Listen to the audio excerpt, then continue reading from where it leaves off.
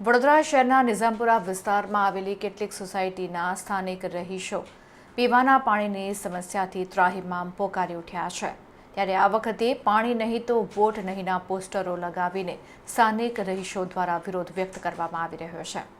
વડોદરા શહેરના ward number 1માં Nizampura વિસ્તારમાં આવેલી અસ્મિતા પાર્ક સોસાયટી અને બીજી અન્ય સોસાયટીઓમાં પાણીની સમસ્યાને લઈને સ્થાનિક રહેવાસી હેરાન પરેશાન થઈ રહ્યા છે। ત્યારે સોસાયટીના રહીશોએ પાણી નહીં તો વોટ નહીંના બેનરો લગાવ્યા છે। અનેક વિસ્તારોમાં 5 વર્ષમાં કાઉન્સિલર હોય કેટલા વિકાસના કામો કર્યા છે તે હવે જોવાનું રહ્યું છે।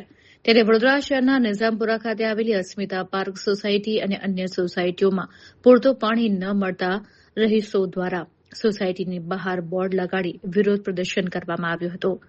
આ સાથે જ રહીશોએ જણાવ્યું હતું કે પાણીની સમસ્યાને લઈને અનેકવાર કોર્પોરેટરને રજૂઆત કરવામાં આવી હતી, પરંતુ આજ સુધી તેનું નિવારણ આવ્યું નથી, જેથી ધારાસભ્ય કેયુર રોકડિયાને પણ આ પાણીની સમસ્યાને લઈને રજૂઆત કરી હતી।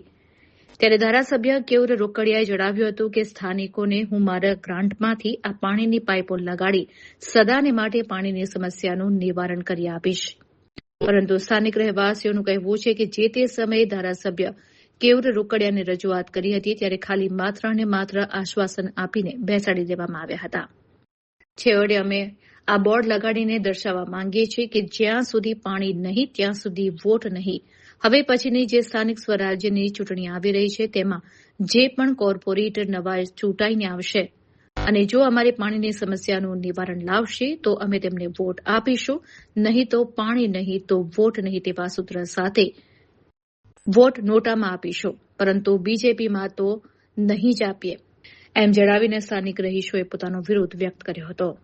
આજે 30 વર્ષ થયા છે, 10 વર્ષથી અમે પાછળ પડી રહ્યા। એમને 30 વર્ષથી તો પાણી આવતું નહોતું, ઓફલાઈન કમ્પ્લેન બી કરીએ, લેટર લખ્યા, તે બધું થતું હતું, પણ છેલ્લા 10 વર્ષથી અમે પાછળ પડ્યા છીએ કે પાણી આપો, પાણી આપો, પાણી આપો, તેમ છતાં બી હજુ કોઈ આમ પેલું પેટના પાણી, એમના જે રાજકારણ છે કે જે બી છે એમનું પેટનું પાણી નથી હાલતું। આજે જ્યાં 80% તમને વોટ મળે છે તે જે જગ્યાએ તમે કોઈ પ્લાનિંગ નથી કરી રહ્યા। આ વસ્તુ માટે પ્લાનિંગનો અભાવ છે આ લોકોનો, કે કઈ જગ્યાએ કોર્ડિનેશન પ્રોપર કરવું ને કઈ જગ્યાએથી એ લોકોને લેવું, બરાબર છે। બાકી એવું નથી કે પાણી નથી જ કોર્પોરેશન પાસે, પાણી દરેક જગ્યાએ છે, સારું છે, પણ પ્રેશરથી નથી મળતું અને જેટલું જરૂરિયાત પ્રમાણે જેટલું જોઈએ છે એટલું નથી મળતું। તો પાણી તો જરૂરી છે, સીધી વસ્તુ છે। હવે જે સ્થાનિક સ્વરાજની ચૂંટણી આવી રહી છે, ચૂંટણીને લઈને તમે શું કહેવા માંગશો કે તમારા કામો થશે ખરા? હા, જે કામ કરશે એમને વોટ મળશે, ચોક્કસથી મળશે। જો કામો નહીં થાય તો વોટ નહીં મળે?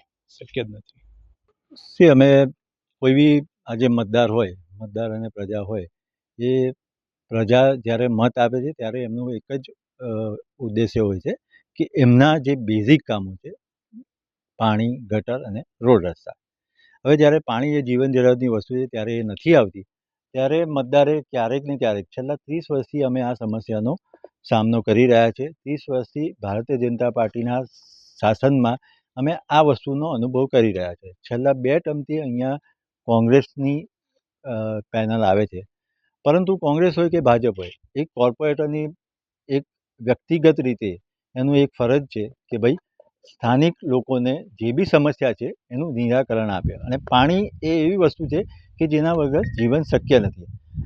એટલે માટે હવે જ્યારે સ્થાનિક સ્વરાજ્યની ચૂંટણી આવી રહી છે ત્યારે અમને જેવી રીતે પ્રભુ શ્રીરામે કહ્યું છે કે શસ્ત્ર અને શાસ્ત્ર બેવની જરૂર પડે છે, એટલે અમે આ શસ્ત્ર તરીકે એનો ઉપયોગ કર્યો છે।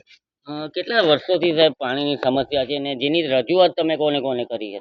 છેલ્લા 30 વર્ષથી તો છે, પણ છેલ્લા 10 વર્ષથી અમે આ માટે ઘણીવાર રજૂઆત કરી છે। અહીંના સ્થાનિક કોર્પોરેટર છે કોંગ્રેસના, એમને બી રજૂઆત કરી છે, અમીબેન રાવતને, પણ એમને બી કાંઈ સોલ્યુશન આપ્યું નહોતું।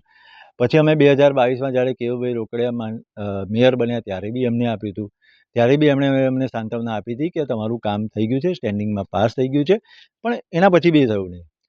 છેલ્લા 2 મહિનાથી અમે કેયુરભાઈને એક લેટર આપ્યો હતો, કેયુરભાઈએ એ લેટર પર સાઇન કરી અને એમણે કીધું કે તમારું કામ થઈ જશે, બધી ગ્રાન્ટ મારા ધારાસભ્યની ગ્રાન્ટમાંથી આવશે। અમે એ સાંત્વના પર પાછા આવ્યા। 2 મહિનાથી અધિકારીઓ એક પછી એક અધિકારીઓ આવતા રહે છે અને અધિકારીઓએ 3-3, 4-4 માણસને મોકલ્યા, પરંતુ તેના પછી બી આનું કોઈ સોલ્યુશન આવ્યું નહીં। એટલે મેં તમને જેવી રીતે કીધું કે એટલે અમારે આ વસ્તુનું એટલે એવું કરવી કહેવાય પડી. કે ધારાસભ્યએ બી એક તમને આશ્વાસન આપ્યું કે હા, આશ્વાસનના આધારે હા. તમારે ત્યાં પાણી આવી જશે ને આ સમસ્યા હલ થઈ જશે, હા હા પરંતુ તમારી સમસ્યા હલ નથી. હવે સ્થાનિક સ્વરાજની જે ચૂંટણી આવી રહી છે, હમ. જેની અંદર કોર્પોરેટરો, નવા કોર્પોરેટરો આવશે, એ શું લાગે છે તમારી આ પાણીની સમસ્યા લાવશે ખરા? તે અમારે તો આપણું એક કર્તવ્ય છે કે આપણે સારા વ્યક્તિને આપણે માનીને આપણે વોટ આપીએ, પણ વોટ આપ્યા પછી જ્યારે એ વસ્તુ નથી થતી ત્યારે પછી આપણે એ વસ્તુ કરવી પડે છે કે જે આપણને એક અધિકાર છે એ અધિકારને જતો કરવો પડે છે. એટલે અમે આ વખતે એવું વિચાર્યું છે, જો સ્થાનિક સ્વરાજ્યની ચૂંટણીમાં કોઈ સારો વ્યક્તિ, ભાજપ હોય કે કોંગ્રેસ હોય, જે બી સારી વ્યક્તિ નહીં ઊભી રહે તો અમે નાટોમાં અમારા બધા અહીં 60 ઘર છે, 60 ઘરના રહીશો નાટોમાં વોટ કરશે. એટલે તમે વોટ બહિષ્કાર કરશો? એક રીતે વોટનો બહિષ્કાર નથી કરી રહ્યા, પણ નાટોમાં વોટ કરવાથી એ લોકોને બી ખબર પડશે કે તમે જો કામગીરી નહીં કરો તો પછી આગળ જતાં જે તમારું ભવિષ્ય છે ઉજ્જવળ નથી, એવું છે.